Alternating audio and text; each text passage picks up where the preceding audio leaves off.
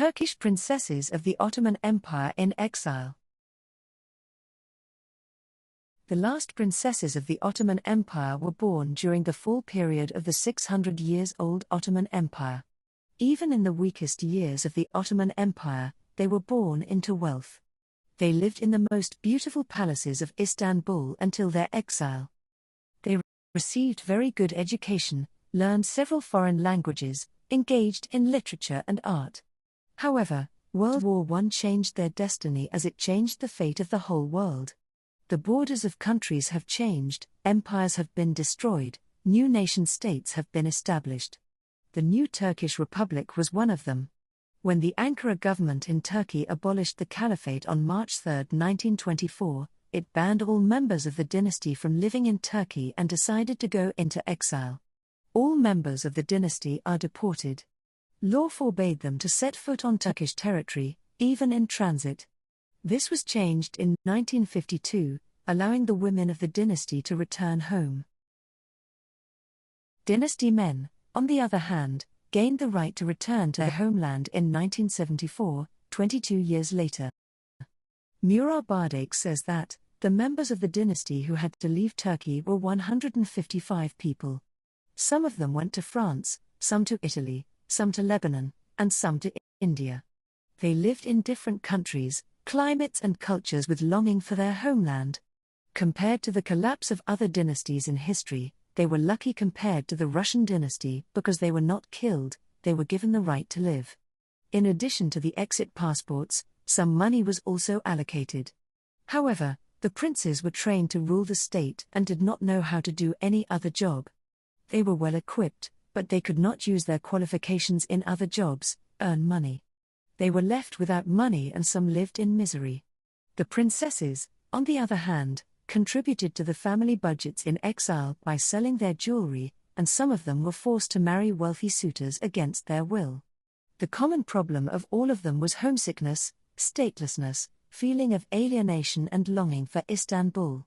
Sabiha Sultan, Daru Sultan, Nezela Sultan, Hanzade Sultan, Nila Sultan, Selma Sultan are told in this documentary.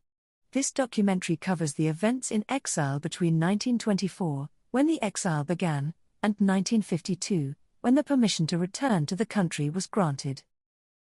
Sabiha Sultan. Sabiha Sultan was Her Imperial Highness Princess of Ottoman Empire.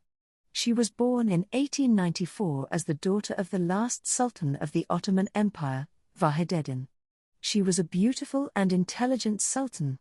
When the age of marriage came, she had many suitors who wanted to marry her because she was both beautiful and the daughter of the Sultan. Among the candidates was Ahmad Shah, who was on the Iranian throne. Bardakes tells that Sultan Vahideddin rejected this request and said, "It's not possible, it's even out of the question. I am the Caliph of all Sunnis, how can I give my daughter to a Shiite ruler?" The request of the Shah of Iran was rejected due to sectarian differences. In those days when the suitors came one after the other, another suitor came to Sabiha Sultan. This person was Mustafa Kemal Pasha, who was famous for his heroism in the First World War. In the memoir written by ex-Prime Minister Suat Hayri Ergüplü, Sabiha Sultan said, "Yes, Mustafa Kemal Pasha wanted me. He hasn't spoken to me, but I hesitated and didn't want to marry him. I did not believe that I could establish a family life with a well-known and ambitious commander." Afterwards, Crown Prince Abdulmecid asked Sultan Vahideddin for his daughter to his son. Although Vahideddin objected, there is no such thing as cousins getting married in the Ottoman dynasty. Abdulmecid stated that if this marriage did not happen, his son would commit suicide. Vahideddin said that he would ask his daughter's opinion in the face of this difficult situation, and when it was understood that Sabiha Sultan also loved her cousin, they were allowed to marry and their marriage was held on December 5, 1919. In dynastic marriages, the centuries-old tradition, the rule that the dynasty woman should hold the right to divorce, not the man, was followed in this marriage as well, and the right to divorce was given to Sabiha Sultan. However, the groom Omar Faruk Effendi was also a member of the dynasty, and after 29 years he would divorce his wife with a letter. Bala Hodo says that, years later, Sabiha Sultan said to her close circle, "I would have married Atatürk if I had known." Sabiha Sultan and Omar Faruk had broken the dynasty's prohibition on intermarriage and were happily married. They had 3 daughters, Nezela Sultan, Hanzade Sultan, and Nila Sultan. However, in the 5th year of their marriage, they had to leave the country due to the abolition of the caliphate and the expulsion of the members of the dynasty. The exile period has passed with longing for the homeland and difficulties caused by financial problems. They lived in Nice, France for 15 years. They lived on the pension that last Caliph Abdulmecid Effendi gave them, and they raised their 3 daughters. Abdulmecid Effendi established the Osmanoglu Family Council for the exiled dynasty family, and his daughter-in-law, Sabiha, was the only woman on the council. The fact that a woman was included in the decision mechanism of the Osmanoglu Family Council showed the belief in Sabiha Sultan's mind and knowledge. As Sabiha Sultan's daughters grew older, they decided to immigrate to Egypt because of the World War II, which swept Europe. And once again, the second exile began. Their years in Egypt were spent in financial difficulties until their daughters got married. Unfortunately, due to the war, the monthly money Abdulmecid Effendi sent to them could not reach them. They lived in debt to their relatives. Meanwhile, their beautiful daughters have grown up and their suitors were coming out. They were financially relieved by the succession of their daughters' marriages with princes from the Egyptian dynasty. However, this time, a conflict began between Sabiha Sultan and her husband. It is said that Omar Faruk Effendi, who aspires to be the head of the exiled Osmanoglu Family Council, got angry with his wife, who supported the other candidate, not him. Because of this reason he divorced his wife in 1948 by sending a divorce paper. Sabiha Sultan never said a bad word about her husband after the divorce. After women belonging to the dynasty were allowed to return to their homeland in 1952, she settled in Istanbul. She spent her life between Istanbul and Europe and died in 1971.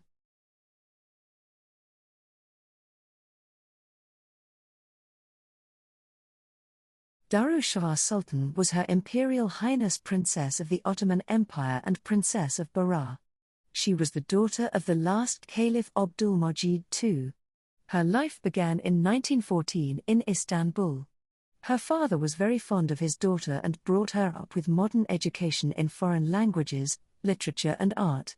The last caliph, who was a painter, enjoyed painting his beautiful daughter. Daru went into exile with her family at the age of 10. After living in Switzerland for a while, they settled in the coastal city of France, Nice. Daru's private language, literature and art lessons continued here as well. However, the men of the family were not working and the livelihood of the house was provided by the aid from the Islamic world. The biggest of these aids came from the Nizam of Hyderabad, India, Mir Osman Ali Khan, who was one of the richest kings in the world. Hyderabad was India's greatest princely state. The Nizam was also collecting other aids sent from the Islamic world and sending them to the last caliph. In return for these aids, Nizam asked Abdulmecid's daughter for his son. With this arranged marriage, the Nizam of Hyderabad was planning to increase its influence over millions of Muslims by taking the daughter of the last caliph from the Ottoman dynasty as a bride. According to Farooqi, in those years, Hyderabad was the center for Muslim intellectuals and the Muslim nationalism supported by Gandhi. The last Caliph Abdulmecid II was also planning to regain some of his lost power and would have a steady income throughout his life. This arranged marriage took place when Daru, who had a very impressive beauty, was 17 years old. It is known that Daru never wanted this marriage, but accepted it considering the future of her family. The wedding, which took place in the villa of the last Caliph Abdulmecid II on November 12, 1931, is considered as an alliance of 2 Muslim powers. Daru became Berar princess and called Daru Ka. Her cousin Princess Nila married her husband's younger brother. Both princesses became role models for Muslim women in Hyderabad. At home, her father-in-law allows his brides to only say yes or no when talking to him, but he was very proud of them and he introduces his 2 brides to the society as the precious jewels of him, Nagina, at the invitations he gives. The marriage of her and her cousin Nilüfer would cause positive changes in the lives of Hyderabad women. According to Fauci, Darushavar's being a smart and educated woman, her free personality pushes the boundaries of South Asian Islamic culture. She blends into society, unlike upper-class women who live away from society. In Kutluturk's interview with Darushavar's son, Mufakham Kar says, his mom speaks Turkish, French, English, Urdu, Arabic and Italian very well. She learned Italian by herself in order to get along better with the Italians, with whom she became close friends during her years in India. Darushavar also gave importance to her children speaking Turkish and learning Turkish culture. She spoke Turkish at home and taught it to her children. Her son also said that her mother and Princess Nilüfer didn't wear burqas. The daughter of last caliph was against burqa. According to Exile, Sabiha Sultan tried to change the bad luck of Eastern women with the hospitals she established and especially girls' schools. She established a general hospital and Daru Children's Hospital in Purani Haveli, a junior college for girls in Yakutpura, Ajmal Khan Tibia College at Aligarh Muslim University. She became the first woman to inaugurate an airport, Rajiv Gandhi Airport, in India in 1940s. She strived to bring women into business life and raise their rights. According to Thatipalli, education and health were two of her passions. She supported and helped hospitals and educational institutions during the Second World War. She had now become the beloved Princess of Berar. However, when her sons grew up, she started living separately from her husband in a house called Hyderabad House in Kensington, England, for her sons' education. Despite settling in England, she continued to follow and support her social projects in Hyderabad. Darushavar contacted the Turkish government to have her father Abdulmecid, who died in 1944, be buried in Turkey. She became the first dynasty member to break the ban on entering the country by getting permission to enter Turkey as the Princess of Berar. 20 years after they were exiled, she was very pleased with the attention she received during her visit to her homeland. In her memories she says, "I could only respond with my heart deeply and gratefully to this acceptance, which I never thought or expected." She was hosted by the president of the period, Inonu, and his wife. Inonu promised to take the request of Darushavar's father to be buried in Turkey to the parliament and fulfilled his promise, but the Turkish Grand National Assembly did not allow the last caliph to be buried in Turkey. Unable to get her dream marriage, the princess preferred to live alone for the rest of her life.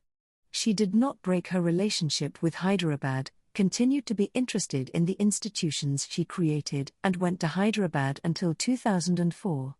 Gokbudak tells that, she died at the age of 92 and was buried next to her mother in the Brookwood Muslim Cemetery in London. She did not want to be buried in Turkey because her father was not allowed to be buried in Turkey. The institutions and hospitals she built in India are still active and bear her name. Photographer Cecil Beaton said that, "The world can forget everyone but no one can ignore and forget this Sultan."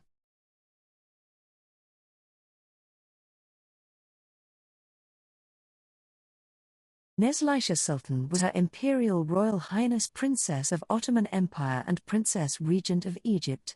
She was born in Istanbul in 1921 as the granddaughter of the last Sultan and the last Caliph. Her mother was a sultan and her father was a prince.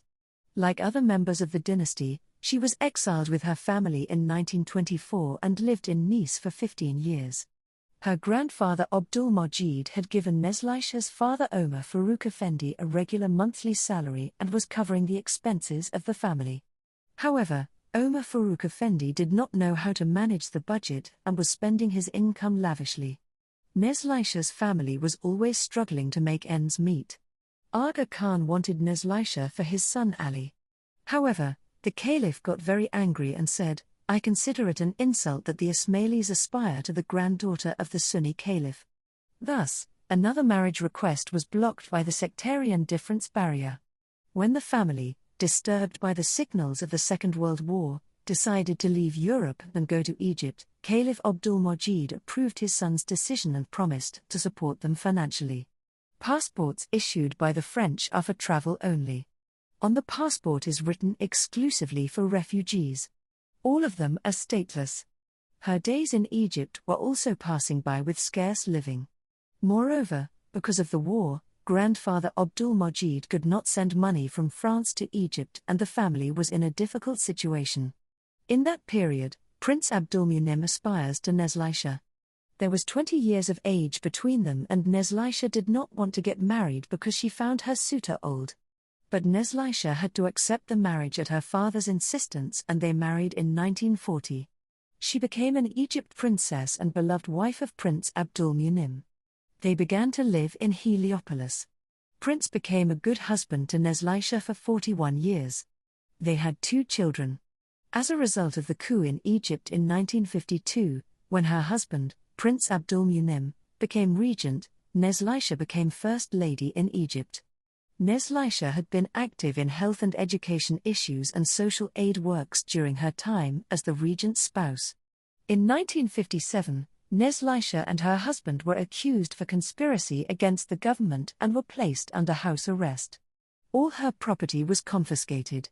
Courts lasted 2 years. After acquittal, they left Egypt in 1959. For the second time in her life, Nezela was exiled from the country she lived in. It was as if she was destined to be exiled. After living in France and Switzerland for a while, she and her husband decided to settle in Turkey in 1964 and Nezela lived in Istanbul until her death in 2012.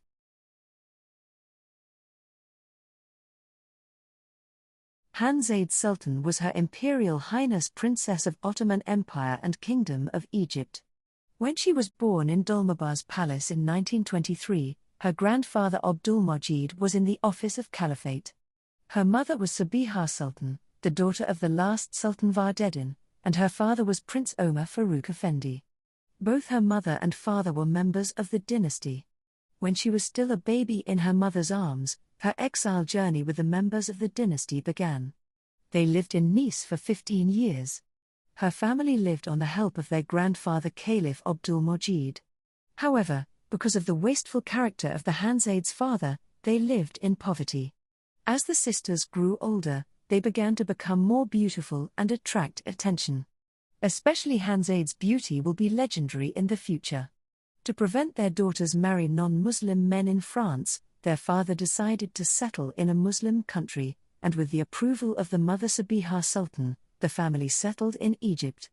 However, due to the difficult conditions of the Second World War, money transfers couldn't be made and the salaries sent by the Caliph grandfather couldn't reach them.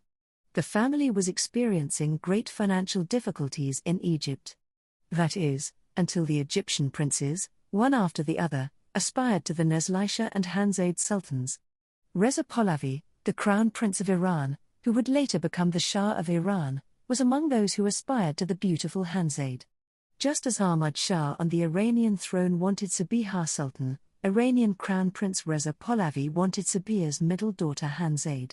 For the same reason, the second offer was also rejected due to the sectarian difference. Although her sister Nezela did not want to marry Prince Abdulmunim, who was her suitor, Hanzade voluntarily agreed to make a logic marriage with her own suitor. Prince Mehmed Ali Ibrahim asked Hanzade's opinion before asking her father for Hanzade, and when he got a positive answer, he asked for the sultan from her father. Nezela wanted to warn her sister about the problems of marrying someone at her father's age, but Hanzade is determined to get married because she wanted to get out of poverty. Bardakes tells that, she told her older sister, "I'm tired of patching socks and patching everything. I want to be comfortable, I want to live in prosperity." Hanzade Sultan married and became the Egyptian princess Hanzade Ibrahim. She lived her life in Egypt and France and had 2 children. When Hanzade's daughter, Princess Fazil, turned 16, Iraqi King Faisal wanted to marry Fazil, and the young couple got engaged. However, on July 14, 1958, King Faisal was killed in a military coup in Baghdad. Princess Fazil survived the massacre 2 weeks before her wedding, but the murder of her young fiancé made her very unhappy and was referred to as the Sad Princesses. In addition to the pain of her own exile, Princess Hanzade also suffered the pain of her daughter, whose fiancé died as a result of the coup. She lived in Paris and during the summer months in Istanbul with her family. Princess Hanzade died in Paris in 1998. She was buried next to her mother in Istanbul, Turkey.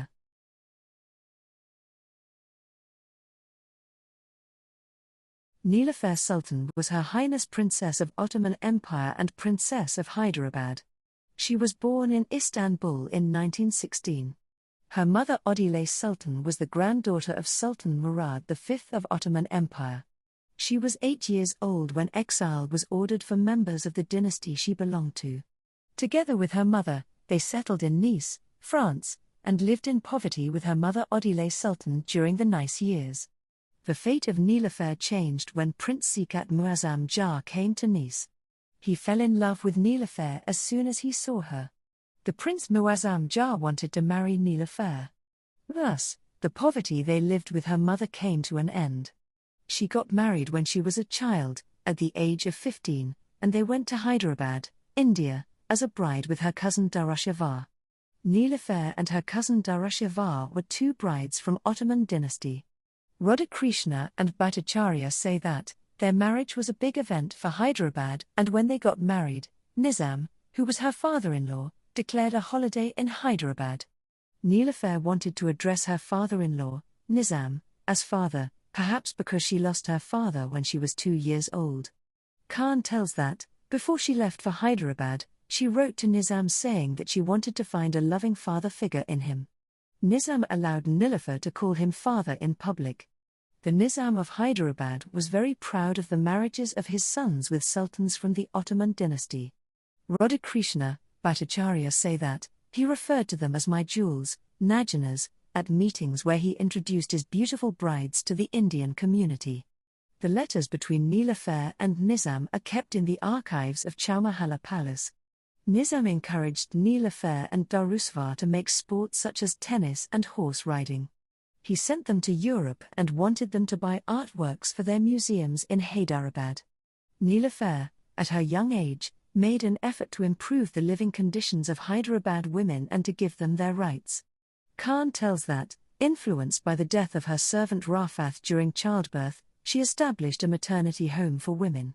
It is said that she said, "Let no other Rafats die." The hospital she founded for women and children still bears her name. Although she was never a mother, she worked hard for the health of women and children. Along with her cousin and sister-in-law, Darushavar, they also ran organizations such as Aid to Hyderabad Women and Children, and Hyderabad Women's War Studies.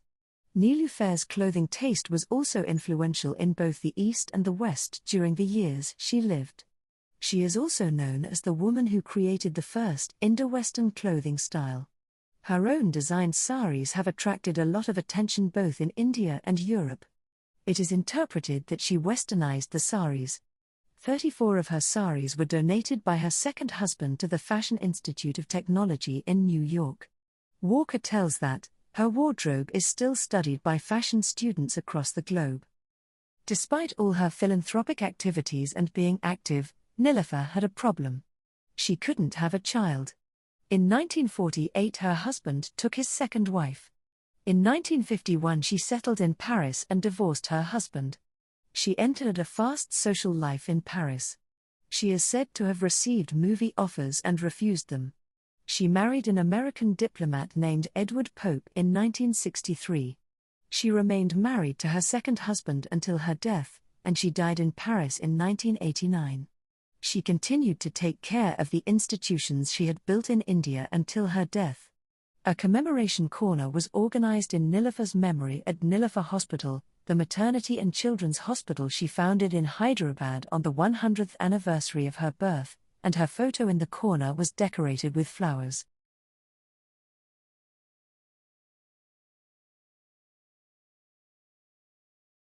Selma Sultan was Her Highness Princess of Ottoman Empire and Princess of Kotwara. She was born in 1914 in Istanbul. Her mother, Hatice Sultan, was the daughter of Sultan Murad V, who was 33rd Emperor of Ottoman Empire. She lived in palaces until she was 10 years old and was educated very well. With the expression of Keniz Murad, who is daughter of Selma Sultan, with the end of the reign, her family was exiled and settled in Lebanon. The years in Lebanon passed in poverty, She became a princess in patched socks, but Selma went to school here and received a good education. She had a free life, participated in social and cultural activities. She made friends. She had her first love of her life here, but the man she loved, who was a Druze, left her, thinking that his family would not accept Selma. While Selma was shaken by the pain of abandonment, a marriage proposal came from India. She agreed to settle in the Indian state of Kotwara and become the wife of Sayyid Sasid Hussain Ali, the Maharaja of Kotwara, whom she had never met. Selma and Maharaja saw each other in their photos and liked. According to her daughter Keniz Murad, in India she lived the pompous life of the Maharajas, the last days of the British Empire in India, and the wars of independence that Gandhi started. However, she remained a foreigner there, as in Lebanon. She was a foreigner and stateless. Despite not getting used to her life in Kotwara, she worked hard to improve the social status of Indian women. She was interested in the health and social problems of Indian women. She helped to them. When she realized that she was pregnant, she decided to give birth in France. She went to Paris with her husband's permission. In Paris, under the conditions of World War II, she fell in love once again with an American.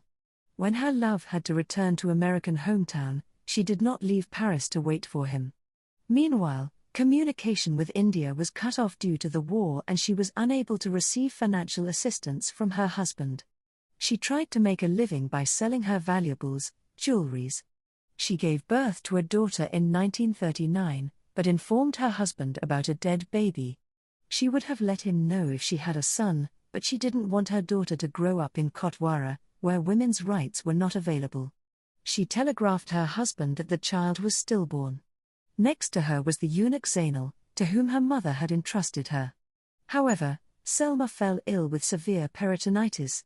Keniz Murad said that, but septicemia spread. The only thing that could save her was the antibiotic produced only in America and not available in France. Despite all their efforts, the doctors could not save Selma. Born to the Ottoman dynasty in Sragan Palace, Selma died in poverty in Paris in 1941.